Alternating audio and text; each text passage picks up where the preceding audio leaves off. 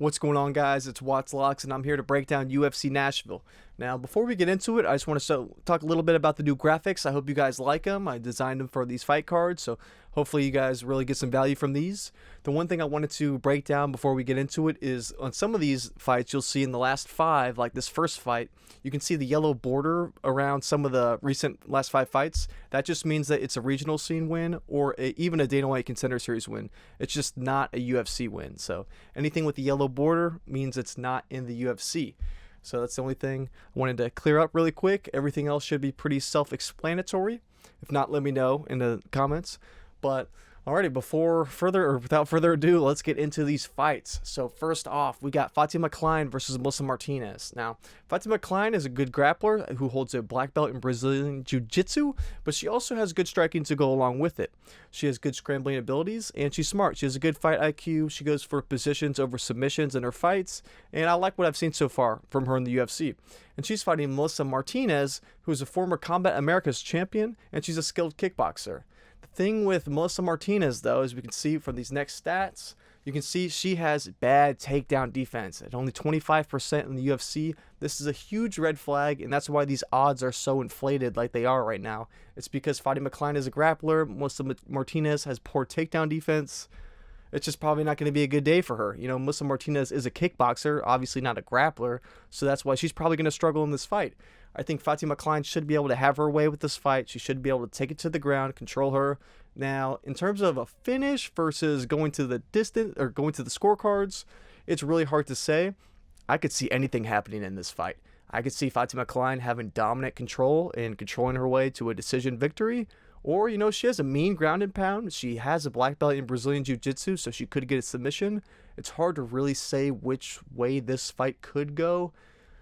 But I think Fatima Kline is a very confident pick that she has the means to win this fight. She has the fight IQ to do what she should in this fight. So I think for that, everything points to Fatima Kline in this. I think the odds are pretty far wide considering they're both only 1-1 in the UFC right now. It's kind of insane. And Fatima Kline, only 24 years old, being a minus 1,200 favorite.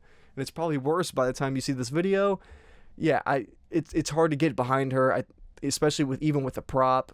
But I do think you'd be pretty confident that Fatima Kline can get the win here. So I don't want to talk about this one too much because, yeah, Fatima Kline should have her way with this one. Next up, we got Mitch Ramirez versus Mike Davis. Now, Mitch Ramirez is definitely at a skill disadvantage here. Mike Davis is the better fighter in nearly every single aspect of MMA.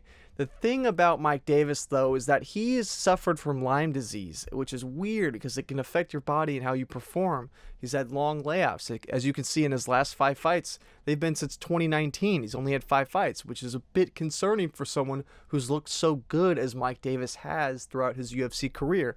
Now, he's going against Mitch Ramirez, who has not had any favors in the UFC. He's technically 0-1 in the UFC, but he did fight on Dana White's Contender Series, where he was knocked out, he was beaten down by Carlos Prates. And although Carlos Prates has proven to be damn good in the UFC, it's tough to see a guy like Mitch where he hasn't really had a gimme fight, and Mike Davis is definitely not that guy either. These lines are crazy because Mike Davis isn't the most reliable. As we saw in his last fight against Farasiam, pulling guard and all that wasn't a great look. He didn't do his best. So for him to be a minus 1,000 favorite after that is a bit crazy. But, you know, it's hard to blame him. Farasiam is a really good fighter who's looking great in the UFC so far. He's young, you know, like it's tough, you know, especially with Mitch Ramirez too. There's not really a whole lot going his way. There's nothing where I can see, or there's no area where I can see him doing better in this fight. Like, if you look at their skills, Mike Davis is just levels ahead. And the stats are a little bit tough to fully trust with Mitch Ramirez because these are UFC stats. So he's only had one fight. It's hard to really measure that, you know, if these are just off of one fight. But we can see he's been knocked down. His grappling takedown defense at 0%. Like, we can see this, he doesn't really have any method to beat Mike Davis here. He's not a better striker. He's not better on the ground. He's not a better wrestler or a grappler. Like, there's just no way you can confidently pick Mitch Ramirez unless you think Mike Davis has some freak accident, health problem, injury that we don't know about with Lyme disease. But even then, you're betting on that. That's insane to me. I am not going anywhere near this. I want nothing to do with it. I don't like any of the props either. I think you just got to sit back and watch this. If you throw Mike Davis in a parlay and he misses, I wouldn't be extremely surprised. I definitely would be surprised. He should win this fight. He's better than Mitch Ramirez everywhere, but he's just too risky, too unreliable. The layoff, the last fight, like his lack of activity, it's just not a good look. So I can't trust him enough for these odds, especially. So I'll go Mike Davis. He should be a confident favorite. It makes sense. I don't think the odds should be this wide, but I'm not surprised that they are. It does make sense. So you got to pick Mike Davis here. Method of victory, who knows? It could be anything. So, but we'll go with Mike Davis for the win here. Moving on. Next up, we got Kennedy Njokuani versus Valter Walker. Now, this is a complete clash of styles. Kennedy Njokuani, I'm just going to call him Kennedy. I can't say his last name. Kennedy is a striker who wants to keep it on the feet. He wants to box. He has a really good range. He has distance to keep people away. He can strike from range and pick guys apart, and that's where he wants to keep the fight. And then you look at a guy like Valter Walker, who's a grappler. He wrestled in Russia, and you can see that in his game plans. Like when he fights, he does not have good striking. He does not have good boxing, kickboxing. When he gets in there, he just wants to take you down. You can see in his last 2 fights, he's been able to do that, getting quick submissions with the heel hooks. It's kind of crazy. Do I think Valter Walker gets a 3rd heel hook, setting another record in the UFC? Probably not. Against a guy like Kennedy, you know exactly what Kennedy's going to want to do. You know exactly what Valter is going to want to do. You hope they've been training for each other's game style or game plan. But it's tough. You know, the odds are a bit shot. I think they should be about a pick 'em. Because Valter Walker, his cardio has looked bad in the past, but he's been working to fix that. And I think if he does fix that, he wins the fight that he lost. I'm blanking on who. Who did he lose to? This is gonna bother me. Because when that one loss that he had, he literally just gassed out. If he didn't gas, he would have won that fight. Who was it again? Yeah, Lucas Brzeski. That was a bad look because Lucas Brzeski is 1-4, 1-5 in the UFC, and his sole win is Valter Walker, which has not aged well, especially considering Kennedy knocked him out. So I get that does give people a little bit more confidence for Kennedy, but at the same time, it was a cardio issue. It wasn't a skill issue. If he had the cardio to go full 15 minutes and land takedowns, he would have won that fight. So I think if he fixes that, he has the tool set to be able to take a guy like Kennedy down. Now, if we check Kennedy's, what is his takedown defense? 83%. Yes, that's really high, you know. And Kennedy, the thing with these stats, too, for Kennedy, is that he's been in the UFC for so long that these stats are very accurate. They're a good test to his abilities.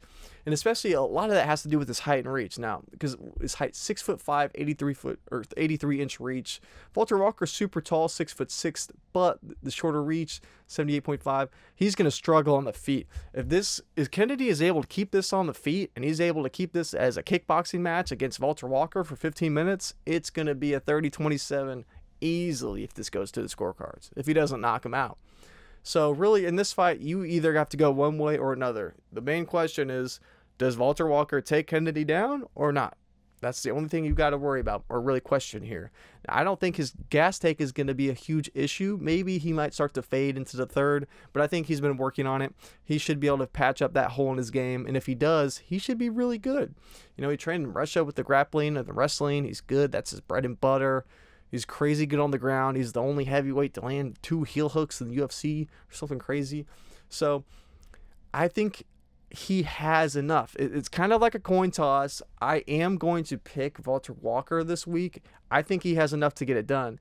Kennedy just hasn't had that real killer instinct to him. He seems like a big teddy bear, honestly. Really nice guy. I like him a lot as a person and as a fighter too. But I just think Valter Walker, he's young, he's hungry, he's only 27 years old, so he has that edge where he's going to keep getting better and better as we see him every new fight, you know? Whereas Kennedy, we've seen his skill set, we know where he's at, he's good, but I just don't think there's nothing that's going to surprise us about Kennedy. We know exactly what he's going to look like, what he's going to do. Where with Valter, you know, if he improves that cardio, if he really is getting better and he's getting better with the striking, you know, as he's continues to train and become more well-rounded as a fighter, I think there's more improvements that we're going to see from him. So that gives me a little bit of a push to take Valter Walker here. So very hesitantly, I'm not very confident at all. I think it's a coin toss, but give me Valter Walker here, either by submission or decision. So moving on. Next up, we got Lauren Murphy versus Eduarda Moura. Now, this is not one I want to talk about for a long time either. Lauren Murphy should be retired. Eduarda Moura, she's looking good. These odds are honestly pretty fair. It's just like this is a matchmaking head scratcher because it's like, on one hand, Lauren Murphy should have been retired. I don't know why she's getting matched up against Eduarda Moura. I don't know why she's even back in the UFC. She's last fight was 2023. That probably should have been it. Eduarda, she's a 31-year-old prospect. She's only 2-1 in the UFC so far. It's crazy that she's going to be at minus 700 plus by the time we see this favorite, considering she's going against a veteran. Lauren Murphy, she's getting older, that's for sure, but she's still a veteran. She's fought insane talent like Shevchenko. So, it's a little bit disrespectful with these odds, but it's just the age and the layoff. That's the only reason why. Now, if we look at, let's go to the next slide. We can see the stats too. The main thing I'm worried about with Lauren Murphy is the grappling. She's getting older. Is that takedown defense rate going to hang? Is it going to keep up with her younger years? I don't know. Eduarda Moura, takedown accuracy of 33% isn't anything crazy, but she's shooting a lot. Obviously, if she's landing 4.37 takedowns per fight on average, in a small total fight pool. It's a matter of 3 fights, so it's not a hugely diverse data set here. But at the same time, she's a younger fighter. She's hungrier. She knows what she wants with her career. She's trying to fight for the belt. Lauren Murphy, this is probably her last one if she loses, I'd imagine. I can't see her fighting too much longer. So she's probably coming in here for a quick check. Can't really care too much about how this fight goes at the end of the day for her. So I don't think her heart's in it as much as Eduarda's is, and that's such a huge reason to back her in this one. The odds are completely shot. It's unplayable, completely unplayable, honestly, if you ask me. But if I had to do a pick, I'll say Eduarda Moura, and I'll say by decision in this one. So moving on. We got Jake Matthews versus Chidi Njokuani. Now, this is a tough one because Jake Matthews has the grappling and he has the ability to win with the wrestling, but I just don't know if he's going to do that against Chidi. Now, should he? Yes, he obviously should because of the huge reach discrepancy between these two. You have 73-inch reach for Jake Matthews and an 80-inch reach for Chidi. And Chidi, his whole game is Muay Thai striking. That's his bread and butter. That's when he does his best. He can get nasty in the clinch. He can land crazy elbows. And I don't know if Jake Matthews has the striking to keep up with that. We can see in their numbers. We can see striking differential. You can see Chidi has a much better striking differential. He lands more. Get hit about the same. But, he's more accurate on the feet too. He's more accurate. He lands more. Has a better striking differential. Knockdown ratio, he's only been knocked down once. People say he's a bit chinny, but he's only been knocked down once in the UFC.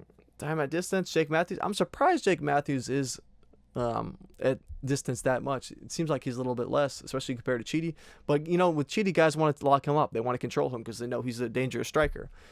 Now, it's just a matter of Jake Matthews' fight IQ. I just don't know if he's going to want to wrestle here. There's certain fights throughout Jake Matthews' career where he's looked amazing. His last 2, he's looked good. His last fight, he beat that up-and-comer Francisco something from I think it was Argentina, I think. Yeah, he beat an up-and-coming kid who looked really good. He had a really good performance. He looked great, and that was this year. And same with Chidi. Chidi's looked good too. But the thing with Jake Matthews is just like there's certain losses, like his loss to Semmelsberger, where he's getting knocked down by a dude who's not good. He's not doing well in the UFC at all. If he's even still in the UFC yet, he might have been cut. And for things like that, little losses like that don't rub me the right way. And that's where the majority of those knockdowns came from on his record. As you can see, he has 4 knockdowns. I think 3 of them were from that one fight. But the thing is with Jake Matthews that I do like about him is you look at his age and you look at his experience. At 30 years old, 14-7 in the UFC. That's a damn good record. Whereas Chidi is 36 and he's 5-3 in the UFC. He's getting older, and as Chidi, he's a striker. He needs the speed in his hands. That's one of the best attributes. That's what makes him good. And the older he gets, this is going to be more of a bigger and bigger problem for him. It's just a matter of, do I think it's a problem yet? No, I don't. I don't think he's past that point yet. He's still looking good in his fights. So this is a tough one. I think the odds are very accurate here. I think it's perfect. This is exactly how it should be. Does Jake Matthews take this fight where he needs it to? He's coming off 2 wins, so it's not like he's desperate for a win by any means possible. Maybe he's just going to go out here and test his striking against Chidi. I don't think that would be a good idea for him unless he rocks Chidi. That's his goal. Jake Matthews has had a good chin historically. He's been knocked down multiple times, but at the same time, I think these guys are close on the feet. You got to give it to Chidi with his Muay Thai stance and the range, and he's nasty with those elbows and the strikes. Those Muay Thai guys are crazy with it. And his high guard too. I just don't know if Jake Matthews is going to be able to get through that the 7-inch reach disadvantage for him. If Jake Matthews were to wrestle and take Chidi down, I think he could easily win this fight. It's just, do I think he's going to do that? I don't think he is, honestly. So for that reason, I'll go Chidi reluctantly here. Not that confident, honestly. Because if you do pick Jake Matthews, though, I understand it. Because at least with Chidi, he's not shooting any takedowns. He's not going to take it to the ground. You know exactly what Chidi's going to do. So if you think that Jake Matthews is the better striker and he can land more shots and he can possibly even knock Chidi down and take a round just because of that, I could see it. I personally don't think so. I don't think it'll go that way. But you never know if Jake Matthews decides to wrestle and go for takedowns and go for submissions, because he has multiple. He has 5 submission wins in the UFC. The dude can grapple. So if he comes out here with a grappling game plan, it'll look like a Jake Matthews masterclass. But do we see that? I don't know. I don't think he will. I think he'll probably want to stand and swing. So, yeah, I think this would be a good live betting spot. If Jake Matthews starts to wrestle early, then I think he's going to have some success in this fight. I don't see Chidi coming back from that. So, yeah, I have to wait and see how this looks. But I'll go Chidi very hesitantly.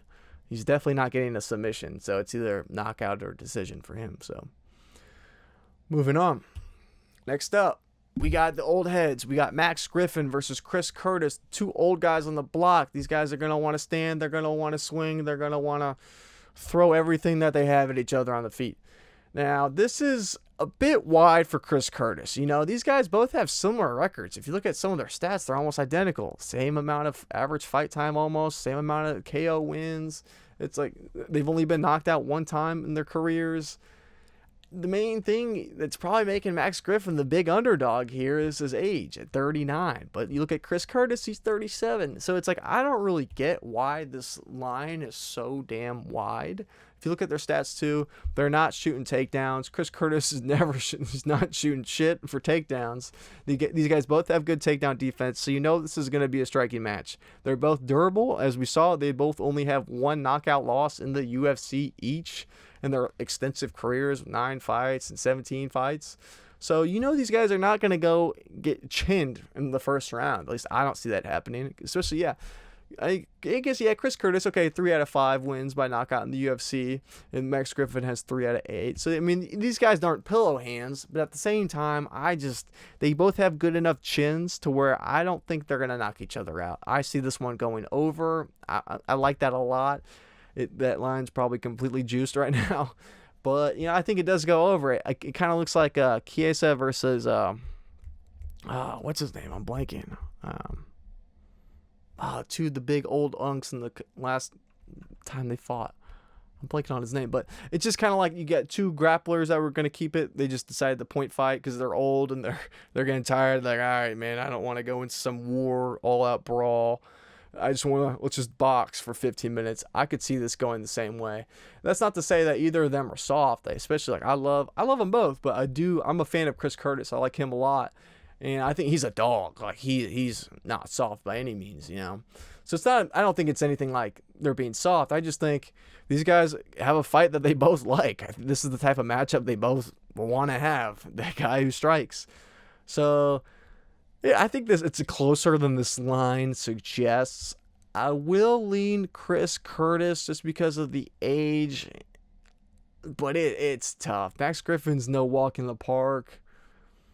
So not super confident. I think this one goes over, but I likely see a decision. The only other realistic outcome is a knockout, but give me Chris Curtis by decision in this one. So next up, we got Junior Tafa versus Tuco Tokkos. Now, I'm not a huge fan of either of these guys. It is a tough one. But it's kind of like almost like a pick your poison. So you have Junior Tafa, who's a pure striker with his roots in kickboxing. He has decent striking and knockout power to go along with it, but his grappling is a major downside to his game. Along with that, his lack of cardio has been another major concern in the past for him. He looks to land early knockouts against his opponents, but if he can't manage to do so, it's a big problem.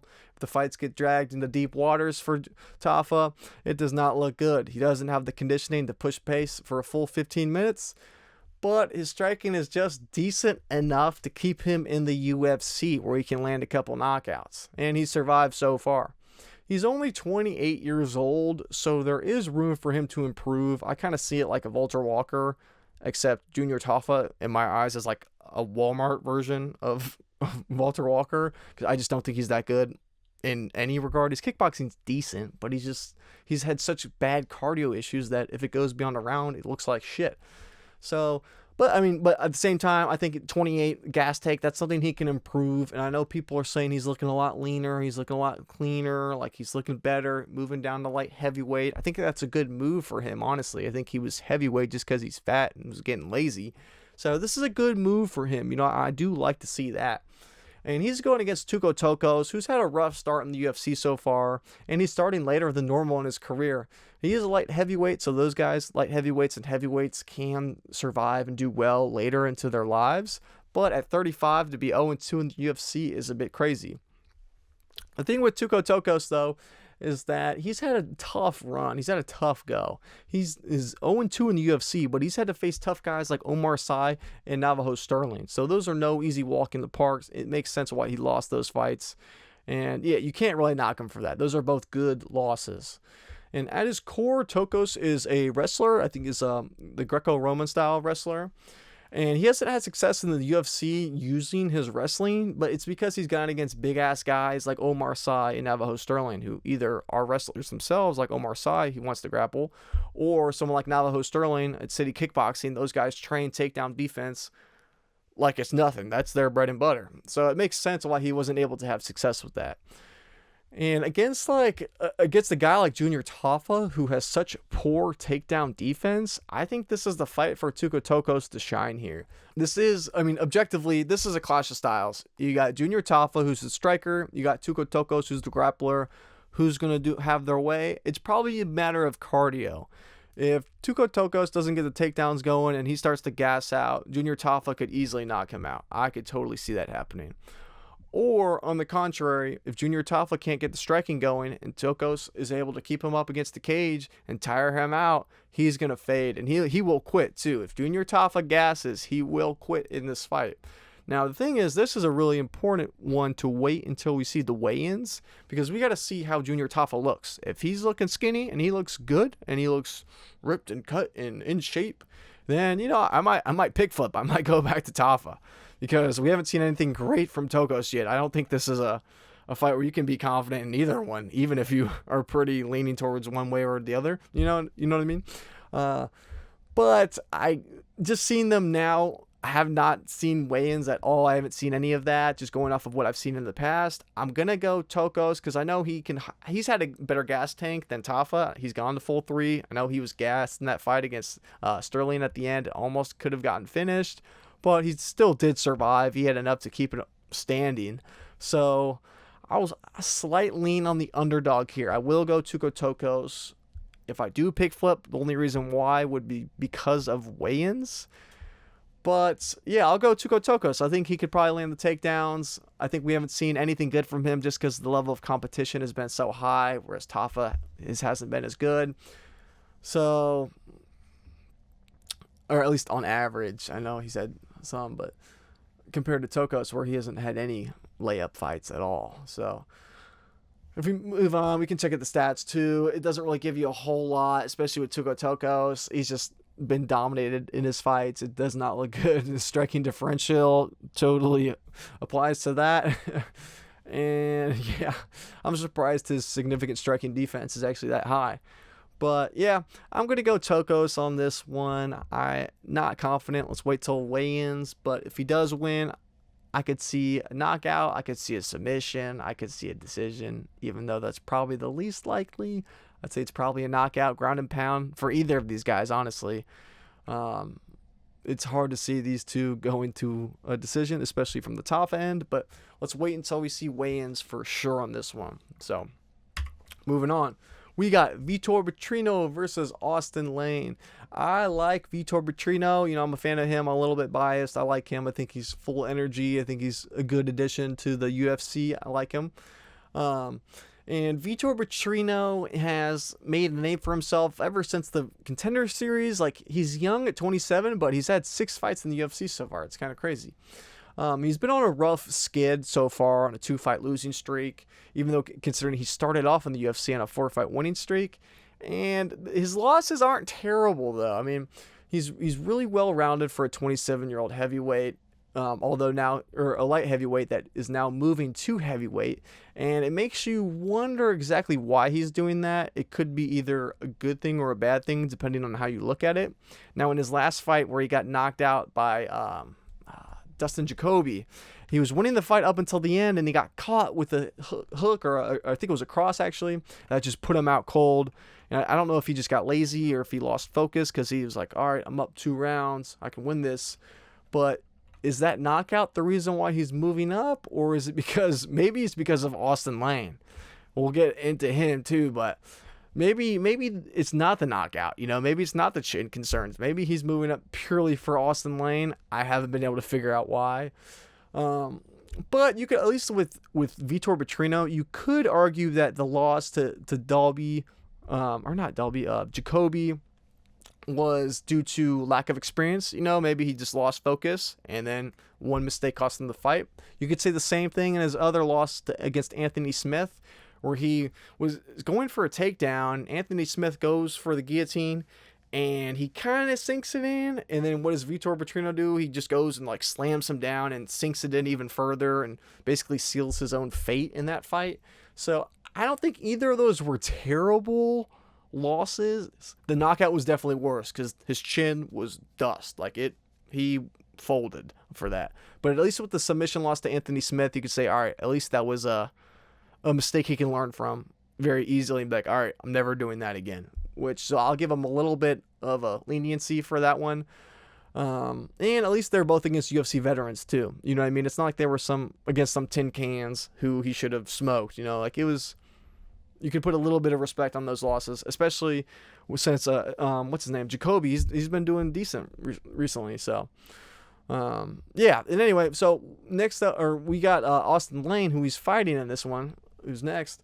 And Austen Lane has just had a tough time in this. He's had a rough go in the UFC, 1-3. The one win was against Rebels to Spain, who's just awful. He was able to control him for the whole fight.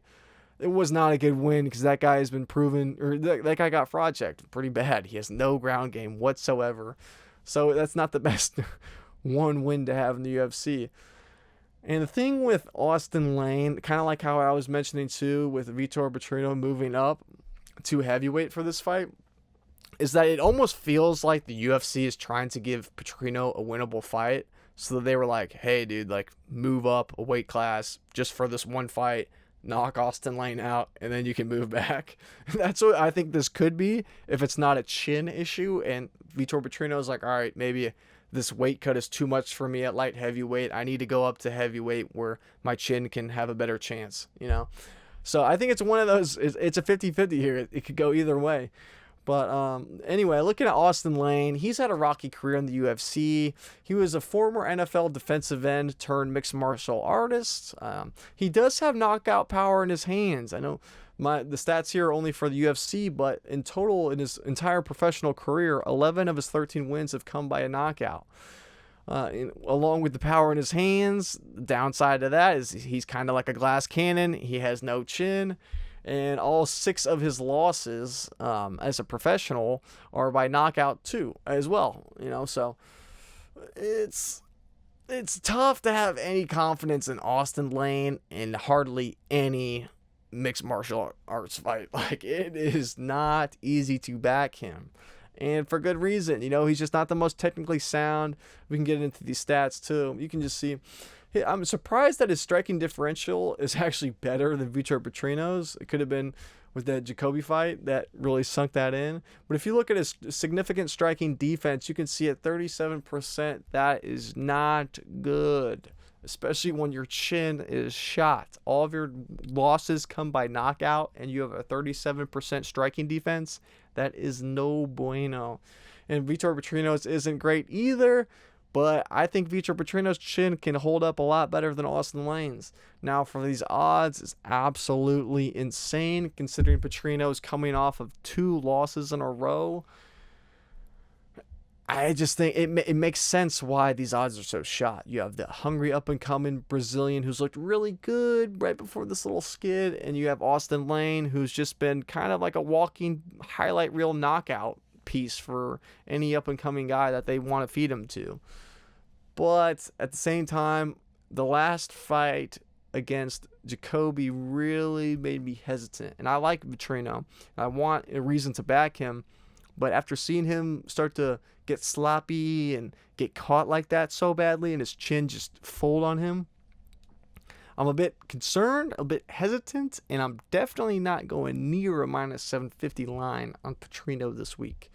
I like the under prop. I like the knockout props. I think round 1 finish seems extremely likely, if not a round 2 finish. I think it's round 1 or round 2. I know that line's got to be at 1.5, but I think 2.5 is super safe. There's always some bullshit could happen with that, so I don't love that. I'll have to see what that looks like. But I see a finish, likely a round 1 or round 2 knockout from either one. Austen Lane could land a knockout, but more than likely, I see Petrino landing a knockout. Petrino is better grappler too. He's the better grappler in this fight. So if he really wanted to go for a submission, he could. I don't see that being a likely outcome. I see a knockout for either guy here. So not as confident. The line's completely shot, but give me Vitor Petrino by knockout round 1, round 2. So moving on. We got Nate the Train Landwehr versus Morgan Charriere. Now, I like Morgan Charriere, and Morgan Charriere, his record looks better than it suggests. 20-11 doesn't look like the best, but I think he's a lot better than that. Charriere, he's a high-level striker who mixes up his shots really well. He is a well-rounded fighter, and he has good grappling that's kind of slept on, too. Like I said, his record is a bit deceiving. For 20-11, doesn't sound great. Same with 2-2 in the UFC. That doesn't sound great either. But if you look at his losses, they're against high-level competition like Nathaniel Wood and Chepe Mariscal. And he just about beat Chepe. And Chepe is undefeated in the UFC right now. I think he's 5-0. He almost beat Chepe. It came to that 3rd round where if he would have had one more takedown and would have landed a little bit more control, he could have easily scraped that fight up. So I think that was a great look. That loss has aged well. And his only other loss was against Nathaniel Wood, where it was a speed problem for Morgan Charriere. That was the only thing that cost him. Nathaniel Wood was just way too fast on the feet. He was just able to pop him, get in and get out, and Morgan just wasn't fast enough. And I think against a guy like Nate, that's just not a problem. That's not going to be an issue for him here. If we look at that, we can move on to the other stats too. And if you look at Nate Landwehr, though, you got to give him respect. He's a dog. He's hungry. He has no quit in him. He is a beast. He's an entertaining fighter. A lot of people love him.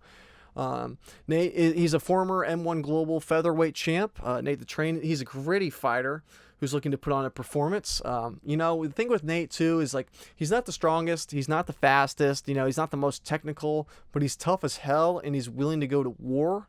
And normally, if it was against any other French fighter, I think a lot of the French fighters in the UFC have not proven to have the most grit and determination. So I would love to pick Nate here, but I think Morgan is one of the few French fighters in the UFC that actually is a dog. He's going to fight. He won't give up. He's going to keep going towards the end. You know, it's like that's the type of stuff you love to see from a fighter. And I think Morgan Charriere is the one or one of the few French fighters who actually is like that.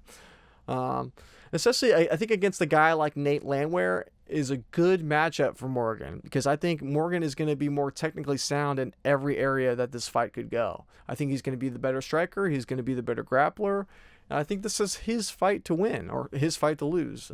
Because Nate is he's not the type of guy who's going to put on like a technical masterclass. He's a guy who's going to be willing to give one to take one, and he's willing to put on a show. He's down to go to have a chaotic fight, because we've seen this with Nate too. When Nate fights a guy who's more technically sound than him, he just can't win, but he often does not win.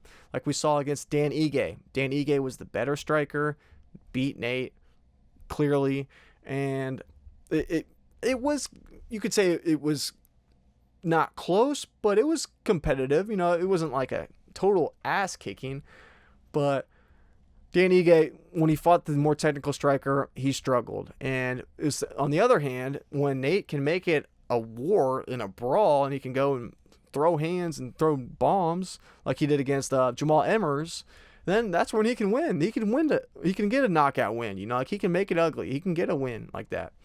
But I just don't think Morgan Charriere is going to be that guy. You know, Morgan Charriere, he has a good chin.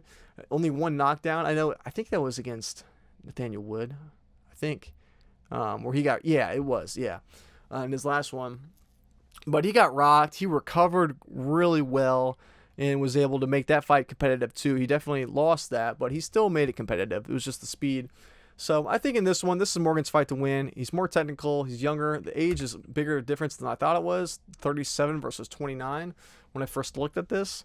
But yeah, I think Morgan has everything going for him in this fight. I like him a lot here. I will be backing him as a parlay piece, and I think he should get it done inside, on the scorecards. I think he does get this as a decision win. I know his 2 wins in the UFC have been knockouts. I think Nate is a tough dude, but I'm not going for a prop. I don't like that, just because I think any outcome could happen. I think he could sub Nate. I think he could knock Nate out. I think he could take Nate on the scorecards. It could go any way, so I'm not going near the props, but I do like Morgan money line this week. And yeah, he should win this. I'm confident that he wins this fight. Moving on, we got Calvin Kattar versus Steve Garcia. Now, Calvin Kattar has built his game off of being a technical boxer with tight fundamentals. He has a tight base, and he sticks to technical striking over a crazy brawler style. Kattar has spent his entire career being a fighter who can take a hit as well as dish it out, as he's gone the distance against really tough ass dudes like Max Holloway and Josh Emmett. He's extremely durable too. You know, he's never been knocked out. He has 1 KO loss in the UFC, as you can see, but that was an injury where he blew his leg or his knee out. It was a bad injury. So yeah, he's never actually been knocked out. So he's very durable, and it's interesting because on the other hand, you have Steve Garcia, who is just the complete opposite of that. He isn't trying to win some technical chess match of a boxing fight. You know, he's going to go out there and he's going to try and knock people's heads off with every strike he throws. He's actively looking for dogfights, and he ramps up the pressure as soon as possible. Everything that this man throws is loaded with power, and if he takes you to the ground, it is likely over. We see that he does a great job of controlling his opponents once he's knocked them down, and when he gets on top, he has nasty ground and pound. That's what I think is super underrated about Steve Garcia, is that he doesn't have to completely knock people out with his strikes. He can just get you wobbled. He can just get you a little off balance, and then he pounces. And I think that's why he's gotten so many knockouts and he's been so successful. It's not because he's landed some Ilia Topuria hook from fire, you know, that's just destroying people's brains. I think he just gets people wobbly. He pounces, and I think his grappling and his wrestling and just like his control and the scrambles I think that's his most underrated aspect of his game. It's that, And it's the fact that when he gets you on to the ground after he rocks you and he's able to get on top of you, gain control, he has a nasty ground and pound. And that's largely due to his elbows. The elbows that Steve Garcia throws while in scrambles are what really hurt people and get them out of there. They're slept on. I think that's his best weapon he has. And if he's going to knock a guy like Calvin Kattar out, that's how he's going to do it. I don't think he's going to get some one knockout punch, go to sleep, especially because Calvin's never been knocked out before. But I could see Calvin Kattar getting knocked out in this fight. I think Steve Garcia has a great chance of doing so, just because you know what we're going to see from Calvin Kattar. You know, Calvin Kattar doesn't go for takedowns. You can see 0.36 takedown average per fight. Insanely low. And he doesn't have a good takedown accuracy either. I don't know exactly how many takedowns he's gone for in his entire career, but it's got to be extremely low. Calvin Kattar wants to keep it on the feet. And in this fight, you know, Kattar has a chance. You know, Steve Garcia, he's a give one to take one guy, and he's been chinned before multiple times in the past. He has good recoverability, but you can see in his knockdown ratio, 6-5, he's willing to give one to take one, and he does do that. And same with Kattar on the other hand. Like you can see, he's 5-0. He's landed 5 knockdowns. He's never been knocked down. So is Steve Garcia the guy to do that? That's the big question. Because I think if this goes longer, I could see Kattar clipping Garcia. And even if he doesn't knock him out, if he gets a knockout or a knockdown on Garcia, that could likely be the round. You know, if they see that type of damage, that could win him the round easily if it's a close with the exchanges on the feet for the rest of the round. So personally, I'm a big Steve Garcia fan, might be a tad biased. I know the public, everyone loves Calvin Kattar, and I think he's a super good, good person, cool dude. I respect him a lot. I've just never been a huge fan of him. Not that I don't like him, just he hasn't been a huge interest for me, I guess. So whereas with Steve Garcia, I love Steve Garcia. I am a Steve Garcia fan. I love every fight that man's been in. Has just been awesome. I love him. So I'm a tad biased. I personally think, or I'm trying to keep it objective, but I think that Steve Garcia gets it done. I think Steve Garcia gets a knockout here. Not knockout cold, but I think it's just going to go exactly how these other fights have gone. You know, it could go to a decision. I could see Steve getting knocked out here too. I think Kattar has a great chance to win here, you know, especially because his takedown defense is good. So if Steve starts to lose exchanges on the feet, I don't think he's going to have a whole lot of success trying to shoot for a takedown. Whereas I think Kattar will be able to block that if he does come to that. But at a certain point, you look at Steve Garcia and he's got 5 knockout wins in a row, which is unheard of. That doesn't happen with featherweights. It's insane. And Calvin Kattar, I think, what is he, 37? Yeah, he's getting older. It's kind of like, it reminds me of Max Holloway. It's someone like Ilya Topuria. When Topuria fought Holloway, everyone said, oh, Holloway's never been knocked out. It'll never happen. But as guys start to get older, they've been in so many wars, their chins start to get older, and they fight a young up-and-comer who has dynamite in their hands. Shit like that happens. And this almost feels like a repeat of that, not at the same level. I don't think a skill level down, even though these guys are both great. But yeah, Calvin Kattar, the older vet who's getting up there, he's been in wars, never been cracked before, and you have the young guy who has dynamite in his hands. I think it goes the same way. I think Steve Garcia gets him out of there. I don't think he's going to knock him out cold. I think if he just stumbles in one time, if he makes one mistake, Steve Garcia is mean in the scrambles, and he's going to throw him down, he's going to get him down. And even if he just gets control over Calvin on the ground at any point during this fight, I think those elbows are going to open him up, and I think it's going to be a downhill slope for Calvin from there. Could go to a decision if he makes it out, but I think if he starts to get wounds going, he starts to get cuts going from those elbows at any point, it's just not going to be pretty. So give me Steve Garcia. Not super confident. I think these odds are perfect. But yeah, I think they're reversing too. I think Calvin's starting to become the favorite. I think Steve's starting to become the underdog as this week has progressed, which is honestly fair, I guess. I think it should be a pick'em. But yeah, give me Steve Garcia. I think it's a KO or decision. I'm leaning KO though. I think Steve Garcia is the first guy to really knock Calvin Kattar. Not out cold, maybe TKO, but I think he can do it. So, yeah, give me Steve Garcia. Now, moving on, Stephen Thompson versus Gabriel Bonfim. I'm really excited about this one. Stephen Thompson is, he's one of the best. Stephen Thompson is a legendary guy. He's been around forever. 42 years old, still kicking it. I love Stephen Thompson. We all do. And everyone respects him for a good reason. Now, Stephen Thompson is basically what happens when a lifelong karate fighter learns how to fight inside of a cage. And he somehow manages to make it work at the best level. His stance is wide. He likes to go in and out. He's like a typical karate fighter. His hands are often low, and his stance is kind of interesting because he has his front foot forward and his back foot out, and he's just going back and forth. He's not going a whole lot of side to side. He's just trying to get in, land some strikes, and get right out. Super cool. I love watching his fights because that karate style just isn't as common anymore. It's really hard to make it work in the UFC. It's super cool. And at 42 years old, he might no longer be in his prime, but he still looks great for his age. He still manages to outstrike younger guys, and his only real weakness in this matchup is going to be the grappling. We've seen Stephen Thompson struggle in the grappling, but it's only been against guys who are absolute legends, guys like Bilal Muhammad and Shavkat.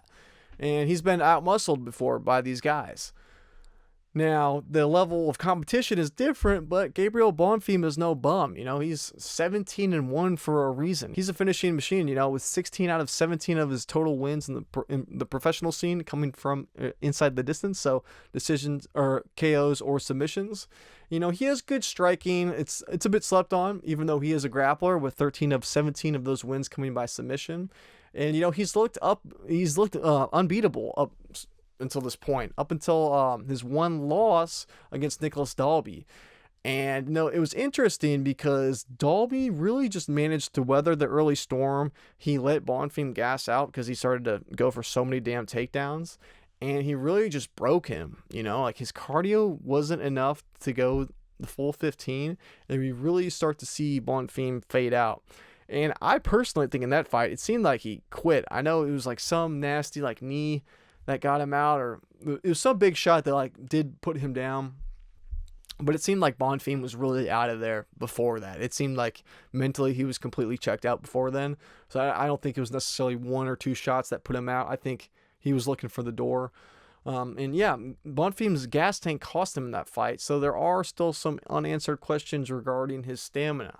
Sure, he went the distance in his next fight against Angelusa, but this was partly due to the fact that he didn't really go for a whole lot of takedowns or wrestling in that fight. He only shot one takedown in that entire fight, and he only had 10 seconds of total control time. So sure, he can go the distance when he does that, when he's only having 10 seconds of control time, but we saw when he went for the super wrestling, grapple-heavy game plan like he did against Dalby, he gassed, and he got punished for it. So it's hard to say, how is this going to go? Maybe you think, maybe Bonfim will do the same thing that he did against Lusa. Maybe he'll just try and keep it on the feet and keep it striking, say, screw the takedowns, those gas me out too much. But the thing is, he could win a striking fight against Angelusa, who's not as good.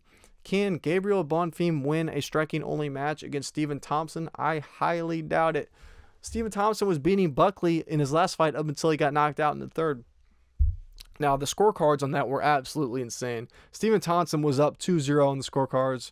I don't care what anyone says. I know the judges had it 1-1. It was bullshit. Stephen Thompson was winning that fight, and he would have won that fight going in that third round. If that went to a decision, Stephen Thompson would have won that fight. So that just goes to show, I don't know how old he was, 40 or 41 at that time, because that was in 2024. But Stephen Thompson still has it. He is a damn good striker still, and I think he's probably still the better striker than Bonfim.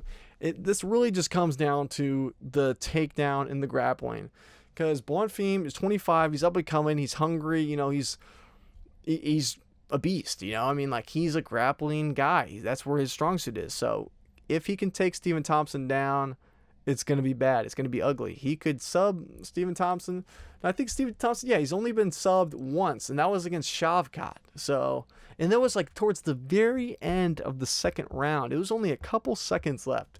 So who knows if that would have hit the third round. Maybe Shavkat wouldn't have finished him, and that would have been the first time that Shavkat didn't get a finish as a win in the UFC, you know? So I think you just got to put a lot of respect on that. And same with the Buckley fight. If that just went a little bit longer, he would have beat Buckley. He would have been on a winning run right now. So at only 25 years old, it's hard to have a ton of confidence in Bonfim, even though he has looked really good so far in the UFC. I think these odds are a bit wide.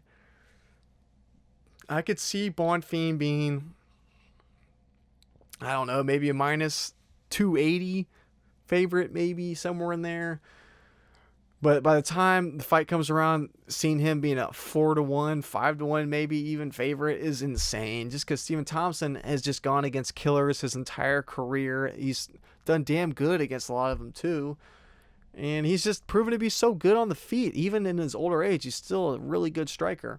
So it really comes down to, do you think Gabriel Bonfim can land the takedowns? Can he get the job done? I don't know. You have to assume yes, just because Stephen Thompson is really getting older. 42 is getting up there for a welterweight too. It's a better weight class, but still, it's a bit light. You know, I mean, 42 is 42. Takedown defense at 63%, whereas Bonfim's takedown accuracy is 76. It's tough. I totally get why these odds are the way that they are. You gotta probably pick Bonfim to be able to win through controlling Stephen Thompson, whether it's just up against the cage, maybe it's takedowns. If he's able to out-muscle Stephen Thompson, it's happened before in the past. I could see it happening again, especially as he's older, at 42 now. And this is another one, too. I'm a little bit biased because I really like Stephen Thompson. I'm not a huge Bonfim fan. So give me Stephen Thompson by decision. I think he can keep it on the feet. I don't think he's getting subbed. I don't think Bonfim is as good on the ground as Shavkat is. And if Shavkat can barely do it, I don't know if Bonfim can either.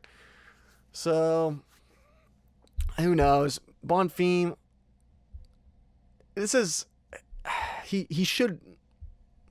he has the advantage here in terms of youth and hunger to win this. But Stephen Thompson, I think he has 1 or 2 fights left on his UFC contract, but he's not talking about retiring. He wants to keep on going. So he still has that hunger in him. I think he has the skill to do so. I think he's the better striker.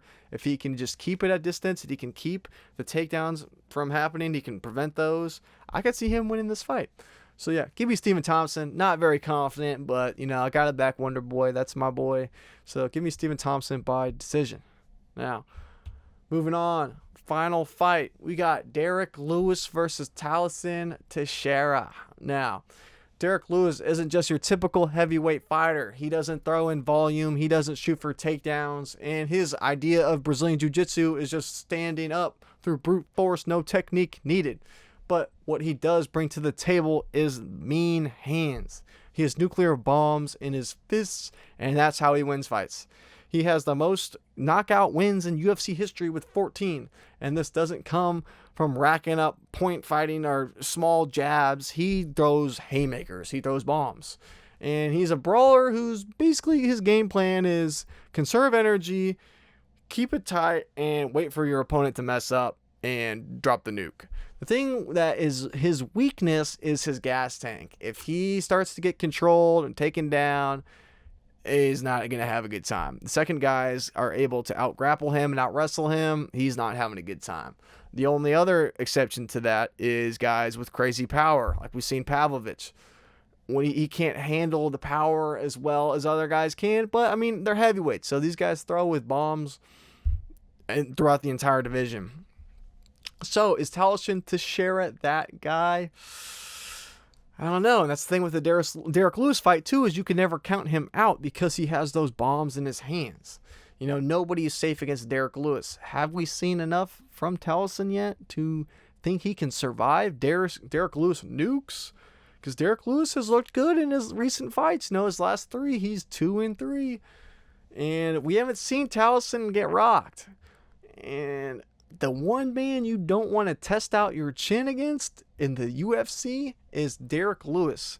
So for minus 270, I think it's a bit far. I think there's no value on this. But anyway, Before we get too far into that, let me give you a little breakdown for Tallison Teixeira. Tallison Teixeira, he's a bit of a mystery coming to this one. He isn't some tin can that's being sacrificed to Derrick Lewis. They think he's the future. They think he's the real shit who's going to be something in this division. And I think that just goes to show how poor this division is. He's looked good so far in his UFC or throughout his professional career. And as a 25-year-old heavyweight, he is extremely green. You know, in the heavyweight division, older guys can do well. That's why guys like Derrick Lewis are still pushing at 40. And the thing with Tallison is that he is a striker. He's not going to go and try and take Derrick Lewis down. He has 7 of 8 wins by knockout, and he's not exactly super polished with his hands. A lot of these knockouts are just because he has this crazy reach and height advantage that he's able to exploit. And his hands can be a bit sloppy. But this guy, all of his fights have been round 1 finishes. He's never seen a second round, which is a huge red flag because this is a 5-rounder. So you got to figure these guys are going to both go out there and try and kill each other. If this goes into the later rounds, who the hell knows what's going to happen? So you just can't have any real faith in Tallison. He hasn't been tested. He hasn't been hit by someone like Derrick Lewis before. He's only 25. He's super green. He's only had 1 fight in the UFC, and now he's being put in a main event. He's going against the heaviest hitter in the entire UFC, if not of all time. And he's untested. He's never gone to the second round. Who the hell knows what he looks like in the second round? If he somehow makes it to the second, will he have any cardio? If he gasses for a second against a guy like Derrick Lewis, he's going to bed. He's going night-night. So for him being a plus 200 underdog, I think is crazy good value. I think this line is completely wide. I would put Derrick Lewis maybe just because of the hype train that Tallison is on. Maybe Tallison's a minus 120, maybe 130, maybe minus 140, maybe minus 150. Minus 270? Hell no. I don't see that at all. Makes no sense. Give me Derrick Lewis. Give me Derrick Lewis by knockout. And I think Derrick Lewis should win this. You know, maybe I don't. If Tallison knocks Derrick Lewis out just by being the better striker, being more technical, and landing heavier throws or heavier shots, I will genuinely be surprised because I am not impressed by his striking so far in the UFC. Even though, like, these stats are horrible. I mean, not horrible, just like there's nothing to go off these. This is only off 1 fight where it was a crazy 1 first-round knockout. So these stats are completely skewed. You can look at Derrick Lewis's stats. Those do add up. He has been knocked down 4 times. So, you know, Tallison Teixeira, he has all first-round knockout or 1 submission too. But, yeah, all first-round finish wins. So, you know, it's not like Derrick Lewis is untouchable. If he gets knocked out, I won't be mind blown, but I just think Derrick Lewis probably has more pop in the hands. We've never seen Tallison's chin tested, or at least we've seen Derrick Lewis's chin tested a bit. So it's hard to like. I know I've been gassing Derrick Lewis up, but at the same time, it's kind of like with Steve Garcia. You know, like a guy is just running on this crazy finishing spree. Even the same with Gabriel Bonfim. It's like shit, like. At a certain point, those do add up. It's hard to go against them. I just think it's too much too soon for Tallison, or at least Gabriel Bonfim. He's had good experience in the UFC. Like I can see, he's learned from some losses. You know, or I know he only won, but that 1 loss where he gassed out, he learned from it. He adjusted. He was able to improve upon his game. Where Tallison's never had that. He's had 1 fight in the UFC, first round finish, and now he's going up against the heaviest hitting guy in the UFC of all time in a main event 5-rounder, even though he's never seen a second. You can't have any confidence in this if you're picking Tallison here. He could win this. I wouldn't be surprised if he does because Derrick Lewis is an absolute coin toss of a fighter. You never know what the hell is going to happen with Derrick Lewis. So it's not that I'm more so confident in Derrick Lewis. It's more so that I'm not confident in Tallison just because he's so green at 25 years old. But this could go either way. I wouldn't be surprised for anything happening in this except for it going the distance. That would definitely surprise me. But yeah, give me Derrick Lewis. I think the value's on him this week. Give me Derrick Lewis by knockout. So, alrighty guys, that does it for this week's card, UFC Nashville. Thank you guys so much for watching. Thank you guys for liking, supporting, subscribing, all of that stuff. You know, I hope you guys like the new graphics. More videos coming this week. These graphics are gonna stay. I hope they provided some good value. Let me know in the comments anything you guys might want to see. And yeah, this isn't the best card that we've seen in years, but I think it'll be a decent one. There's some bangers like the Steve Garcia, Calvin Kattar fight. That'll be a banger. And even this one will be interesting. You got to love a Derrick Lewis fight. So, yeah. Anyway, guys, thank you so much again for watching. And yeah, I'll see you guys in the next video. Peace.